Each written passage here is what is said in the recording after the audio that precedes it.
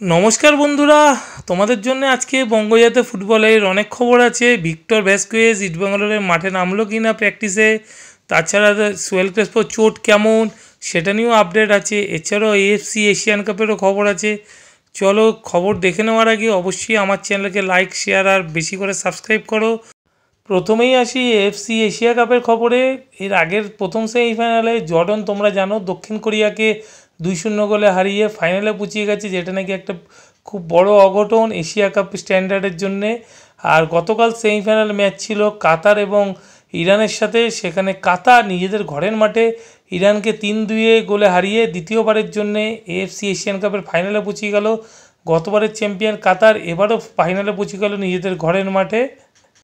রোববারের AFC Asian cup ফাইনালে কিন্তু একটা জোর হাড্ডাহাড্ডির লড়াই দেখতে পাওয়া যাবে। তাহলে দুটো মিডল ইস্ট কান্ট্রির মধ্যে একদিকে থাকবে জর্ডন, অপরদিকে থাকবে নিজেদের ঘরের মাঠে কাতার। এবার দেখা যাক কাতার কি দ্বিতীয়বারের জন্য তারা শিরোপা ঘরে তুলতে পারে কিনা, অপরদিকে জর্ডন প্রথমবার ফাইনালে উঠেই তারা চ্যাম্পিয়ন হতে পারে কিনা।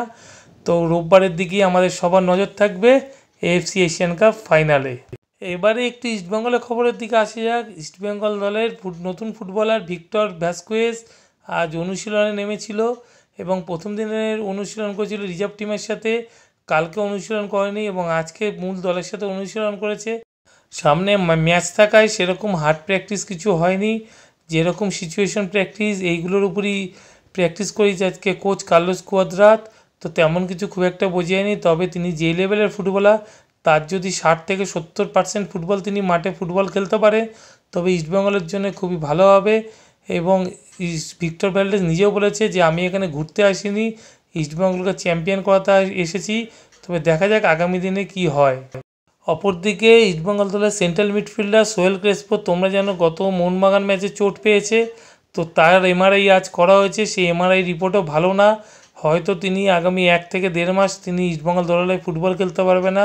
তো ইস্টবেঙ্গল দলের কোচ তার সাবস্টিটিউট খোঁজা শুরু করেছে। লাইবেরিয়ান ফুটবলার দরিয়াস কিন্তু এই মুহূর্তে ইস্টবেঙ্গল দলের সাথে অনুশীলন করছে। আজকে ইস্টবেঙ্গল মূল দলের সাথে জার্সি পরে ইস্টবেঙ্গল দলের অনুশীলন করেছে এবং এই দরিয়াস কিন্তু লাইবেরিয়ান প্রিমিয়ার লিগও খেলেছে এবং এনাকে পাঠিয়েছেন তিনি হলেন ভিক্টর ভ্যাসকুয়েজেরই এজেন্ট। তো ইস্টবেঙ্গল দলের কোচ কার্লোস কুয়াদ্রাত কিন্তু ওই এজেন্টের সাথে কথা বলেই এই ফুটবলারকে এই ফুটবলার উইং আপের সাথে গোলকিপার ছাড়া সব পজিশনে খেলতে পারে। এবার দেখা যাক যে সোহেল ক্রেসপোর সাবস্টিটিউট হিসেবে দরিয়াসকে সাইন করায় কিনা। অপরদিকে ইস্টবেঙ্গল কোচ কার্লোস কুয়াদ্রাতকে প্রশ্ন করা হয় যে তিনি এই উইন্টার সিজন যেটা গেল জানুয়ারিতে, তাতে নতুন কোনো ভারতীয় ফুটবলারকে সই করেন না কেন। তো তিনি বলেন ভারতীয় ফুটবলের পেছনে কোটি কোটি টাকা খরচা না করে তিনি ইউথ ডেভেলপমেন্ট থেকে যেসব জুনিয়র প্লেয়ারগুলো আছে ইস্টবেঙ্গল দলের রিজার্ভ বেঞ্চ বা জুনিয়র টিমে, সেখান থেকে তিনি নতুন প্লেয়ার তৈরি করতে চান এবং তাদেরকে মূল দলে খেলাতে চান। তো এটা একটা খুব ভালো দিক। যেমন বিষ্ণু বা সায়ন ব্যানার্জির উঠে এসেছে, কোচ ঠিক তেমন আরও প্লেয়ার চান ইস্টবেঙ্গল রিজার্ভ টিম থেকে, আরও বেশি করে এরকম প্লেয়ার চান, যাতে বাইরের থেকে প্লেয়ারে বেশি খরচা না করে এই ইয়ং ব্যাচ আরও বেশি করে তুলে এনে তাদেরকে মূল দলে খেলাতে চান ইস্টবেঙ্গল দলের কোচ। এটি একটি খুব ভালো দিক বলা যেতে পারে। আজকে এই পর্যন্তই ফুটবলের খবর ছিল। আবার নতুন খবর নিয়ে তোমাদের সাথে কালকে দেখা হবে।